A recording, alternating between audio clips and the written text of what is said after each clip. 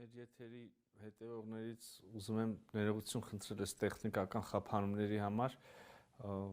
Սիրելի հայրենակիցներ, ուզում եմ ձեզ ասել, որ Վաշինգտոնում պարզվում է ինտերնետը բավականին հաճախ համենայն դեպս Հայաստանի Հանրապետության տրվող ինտերնետը խափանվում է եւ այդ է պատճառը, որ եթերը ընդհատվել է եւ շնորհակալ եմ համբերատար նոր եթերաշրջանին սպասելու համար։ Շարունակենք մեր հարցպատասխանը։ Պարոն նախարար, խոսեցիք փոխկապվածության դրական կողմերի մասին, որը որ կբերի տնտեսական շահ եւ խաղաղություն, բայց լրագրողներից մեկ օրինակ այսպեսի հարց է ներկայացնում, որ փաստաթուղթական հայտ կապում են TRIP-ի հաջողությունը Հայաստան-Ադրբեջան խաղաղության ինստիտուցիոնալիզացման հետ, Հայաստան-Թուրքիա ամբողջական կարգավորման հետ, եթե Ադրբեջանը կամ Թուրքիան սկսեն օգտագործել նախագիծը որպես ճնշման լծակ, հավելյալ քաղաքական պահանջներ առաջ տանելու համար, ինչպես է ապահովելու, որ այս նախաձեռնությունը չվերածվի շանտաժի մեխանիզմի Հայաստանի դեմ եւ ինչ մեխանիզմներ կան այս իմաստով։ Անկեղծ ասած, լավ չեմ պատկերացնում ինչի պետք է TRIP-ի իրականացումը շանտաժ որպես օգտագործվի Հայաստանի դեմ խաղաղության ամրապնդելու, ինստիտուցիոնացնելու կամ հակառակ մյուսը շանտաժ TRIP-ի համար, կարծում եմ, որ եթե այդպես լծակների հարթությունում հարցը դիտարկենք,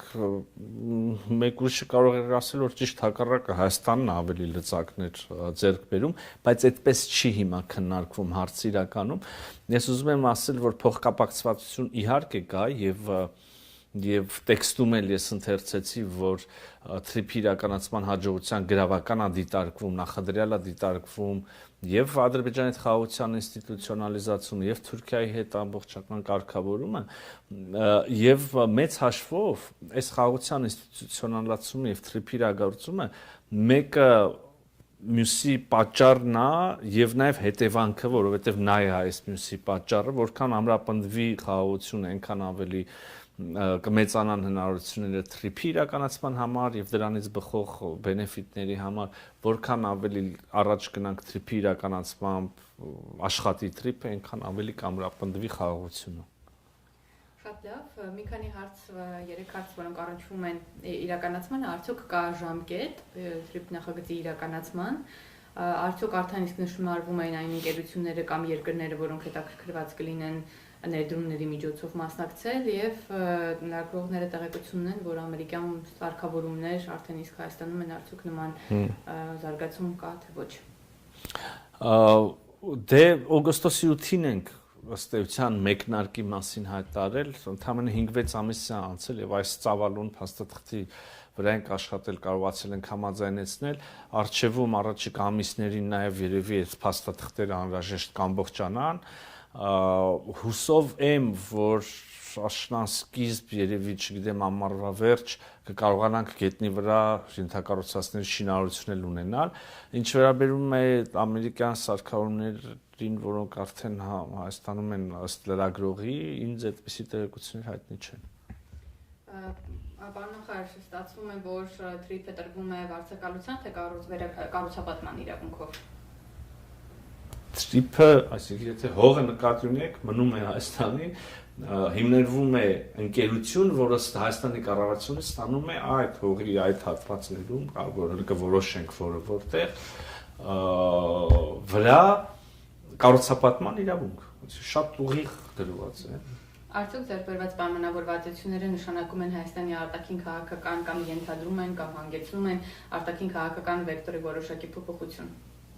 Մենք վաղուց ի վեր հայտարարել ենք Հայաստանի Հանրապետությունը վարում է հավասարակշռված եւ հավասարակշռման արտաքին քաղաքականություն, ոչ մի բան այստեղ չենք կարող եւ չենք ուզում փոխել, ինչ որ փոփոխության ենթակա է, ամբողջությամբ արտահայտված է հավասարակշռված եւ հավասարակշռման կոնցեպտում։ Պարոն նախարար, ըստ ամփոփեցինք այն հարցերը, որոնք վերաբերվում էին բուն TRIP-ի նախագծի իրականացմանը եւ հրապարակված փաստաթղթին, բայց մի շարք լրատվականների կողմից հարցեր ունենք, որոնք առնչվում են, թե ինչ հարցեր են մասնավորապես քննարկվել պետքարտուղարի հետ, դրանցից մեկը առնչվում է Իրանին։ Արդյոք ԱՄՆ պետքարտուղարի հետ հանդիպմանը քննարկվել է Իրանի շուրջ ստեղծված իրավիճակը, մասնավորապես հաշվի առնելով ԱՄՆ նախագահի կողմից հայտարարությունը, որ Իրանի նկատմամբ կսահմանվի այն երկրների նկատմամբ կսահմանվի 25% մաքսատուր, որոնք Իրանի հետ առևտուր են անում, այս հարցին որևիցե անդրադարձ եղել է։ Իրանում տեղի ունեցող կամ Իրանի շուրջ տեղի ունեցող գործընթացները որևէ կերպ չեն քննարկվել այսօրվա մեր հանդիպման ընթացքում, մեկ բառ անգամ այդ մասին չի ասվել։ Եվ մյուս հարցը արդյոք ԱՄՆ պետքարտուղար Մարկո Ռուբիոյի հետ քննարկվել է Ադրբեջանում պահվող հայ գերիների ազատմանն առնչվող խնդիրը։ Ըստ էության մենք քննարկել ենք եւ երկկողմ եւ թրիփի ծխող ուրեմն համագործակցության հեռանկարներ եւ նաեւ քննարկել ենք իհարկե այն հնարավոր խոչընդոտները, որոնք այս պահին մի փոքր ուրեմն չեն համապատասխանում խաղաղության ձևավորող դրական տենդենսներին եւ համագործակցության տենդենսներին, իհարկե Ադրբեջանում պահվող անձանց հարցը այդ հարցերից մեկն է։ Այսինքն քննարկվել է նաեւ ԱՄՆ-ի որոշակի իշխանության եւ աջակցության հնարավոր քայլեր։ Այո, քննարկվել է իմ եւ պետքարտուղարի միջև հանդիպմանը Ադրբեջանում պահվող նաեւ հայ անձանց հարցը։ Շնորհակալություն, այսքանով կարծում եմ կավարտենք։ Շնորհակալ եմ, ես ուզում եմ եւս մեկ անգամ մեր հայրենակիցներին